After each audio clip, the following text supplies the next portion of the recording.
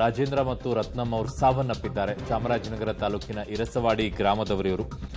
ನನ್ನ ಮಗಳ ಮನೆಯೂ ಕೂಡ ಸಂಪೂರ್ಣ ಕೊಚ್ಚಿ ಹೋಗಿದೆ. ಇಲ್ಲಿ ಮಗಳು ಮತ್ತೆ ಅಳಿಯನನ್ನ ಕಳ್ಕೊಂಡಿರುವಂತ ಕುಟುಂಬ 6 ತಿಂಗಳ ಹಿಂದೆ ಕಷ್ಟಪಟ್ಟು ಮನೆ ಕಟ್ಟಿದ್ರು. ಸೋಮವಾರ ಸಂಜೆ ಚೂರಲ್ಮಲದಿಂದ ನಾವು ಕೂಡ ಚಾಮರಾಜನಗರಕ್ಕೆ ಬಂದ್ವಿ.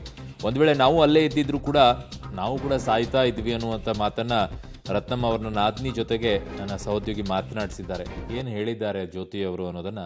ನಾಡು ಕೇರಳದಲ್ಲಿ ಸಂಭವಿಸಿದಂತ ಭೂಕುಸಿತದಿಂದ ಇಡೀ ಕುಟುಂಬ ಈಗ ಕಣ್ಮರಿಯಾಗಿದೆ. ಕುಟುಂಬಸ್ಥರು ನಿಜವಾಗ್ಲೂ ಕೂಡ ಕಣ್ಣೀರು ಮೂಲಕವಾಗಿ ಅಕ್ಷರಶಃ ರೋದನೆಯನ್ನ ಪಡ್ತಾ ಇರ್ತಕ್ಕಂಥದ್ದು. ಇದೀಗ ಆ ಕುಟುಂಬಸ್ಥರು ನಮ್ಮೊಟ್ಟಿಗಿದ್ದಾರೆ. ನಾನು ಅವ್ರನ್ನೇ ಮಾತಾಡಿಸ್ತಾ ಹೋಗ್ತೀನಿ. ಅಮ್ಮ, ಇದೀಗ ನಿನ್ನೆ ನಡೆದಂತ ಘಟನೆಯಲ್ಲಿ ನಿಮ್ಮ ಅಳಿಯ ಮತ್ತೆ ಮಗಳು ಇಬ್ರು ಕೂಡ ಕಣ್ಮರಿಯಾಗಿದ್ದಾರೆ. ಏನ್ ಹೇಳ್ತೀರಮ್ಮ? ಹೊರಗೆ ಹೊಂಟೋಗರ ಕಸ ಆತ, ಇಬ್ರು ಹೊಂಟೋಗರ ಕಸ. ನಾನು ಹೋಗಿ 8 ತಿಂಗಳಿದ್ದಿ ಬಂದ್ಬಿಟ್ಟು ಈಗ 15 ದಿವಸ ಆಯ್ತವನಿ. ಏನ್ ಮಾಡಕ್ಕದು ಸಹ. ಎಷ್ಟು ವರ್ಷ ಆಯ್ತು ಮದುವೆ ಮಾಡ್ಕೊಟ್ಟಿ? ಮದುವೆ ಸುಮಾರು ಆಗತ್ತೇನಿ. 25 ವರ್ಷ ಆಯ್ತು. ಕಡೂರಿ ಜೂರ್ನ ಮಲೆ ಎಸ್ಟೇಟು ಅನಿ. ಜೂರ್ನ ಮಲೆ ಎಸ್ಟೇಟು ಮುಂಡಕಾಯಿ ಅಟ್ಟ ಮಲ 4 ಎಸ್ತಿಟ್ಟ ಬಾಯಿ ಚೂರ್ನ ಮಲೆ ಎಸ್ಟೇಟು ಅನಿ. ಅಮ್ಮ, ಈಗ ಅವ್ರಿಗೆ ಮದ್ವೆ ಆದಂತ ಸಂದರ್ಭದಲ್ಲಿ ಈಗ ಹೊಸದಾಗಿ ಮನೆ ಕಟ್ಟಿದ್ರು. ಎಷ್ಟು ತಿಂಗಳಾಗಿತ್ತು ಮನೆ ಕಟ್ಟಿ? 4 ತಿಂಗಳಾಯ್ತು ಸಹ. 4 ತಿಂಗಳಾಯ್ತು ಕಟ್ಟಿ. ಅವರು ಹುಟ್ಟಿ ಬೆಳೆದಿದ್ದೆಲ್ಲ ಅಲ್ಲೇನಾ? ಅಲ್ಲೇ ಇರೋದ? ಅಲ್ಲೇ ಬೆಳೆದ್ರು ನೀ.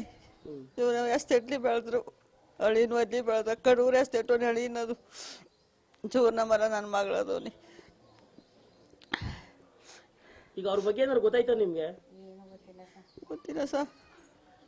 ಈಗ ಅವ್ರ ಕುಟುಂಬದ ಮತ್ತೊಬ್ರು ಇದ್ದಾರೆ, ಅವ್ರನ್ನೇ ಮಾತಾಡಿಸ್ತೀನಿ. ಅಮ್ಮ, ಈಗ ಕಣ್ಮರಿಯಾಗಿದೆ ನಿಮ್ಮ ಕುಟುಂಬಸ್ಥರು, ಏನ್ ಹೇಳ್ತೀರಮ್ಮ? ಏನ್ ಹೇಳೋದು ಸರ್, ನಾವು ಮೊನ್ನೆ ತಾನೇ ಹೋಗಿದ್ ಬಂದ್ವು ಸರ್. ನಾವು ಬರೋ ರಾತ್ರಿನೇ ಹಂಗಾಗಿರೋದು ಸರ್. ನಾವು ಸಾಯಂಕಾಲ ಬಂದ್ವಿ ಇಲ್ಲಿ ಒಂದು 6 ಗಂಟೆಗೆ. ಪುನಃ 3 ಗಂಟೆ ರಾತ್ರಿಯಲ್ಲಿ ನಮ್ಮ ಯಜಮಾನ್ರಿಗೆ ಫೋನ್ ಬಂತು ಸರ್, ಈ ಥರ ಆಗಿದೆ ಎಲ್ಲ ಭೂಮಿಯಲ್ಲಿ.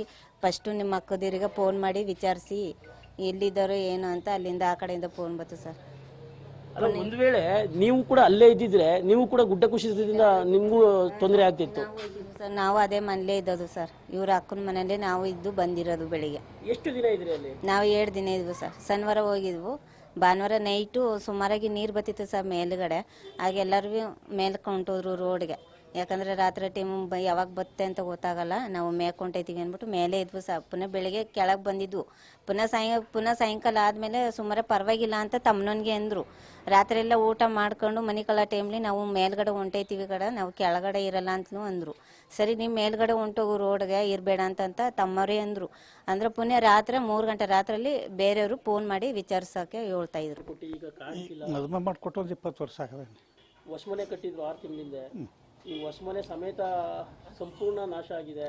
ಪೂರ್ತಿ ಅದ್ರ ಮೇಲೆ ನೀರು ಹರಿತಾ ಇದ್ದಂತ ನಾವು ಹೋಗಿರ್ನಲ್ಲಿ ಇವ್ರು ಹೋಗಿದ್ರು. ಈಗ ಅಳಿಯ ಮಗಳು ಇಬ್ರು ಕೂಡ ಕಾಣ್ತಾ ಇಲ್ಲ. ಹಳೆ ಮಗ ಇಬ್ರು ಕಾಣ್ತಾ ಇಲ್ಲ. ಅವ್ರೇನಾದ್ರು ಇಂಟಿಮೇಷನ್ ಕೊಟ್ಟಿದ್ದಾರೆ ಸರ್ ನಿಮ್ಗೆ? ಅವ್ರು ಏನಾಗಿದೆ, ಅವ್ರ ಪರಿಸ್ಥಿತಿ ಏನು? ಹೋಗಾರ, ಅವ್ರ ತಮ್ಮವರು ಹೋಗಾರ. ಇದು ಯಾವುದು ಇನ್ನು ಯಾವುದು ಸಿಕ್ಕಿಲ್ಲ.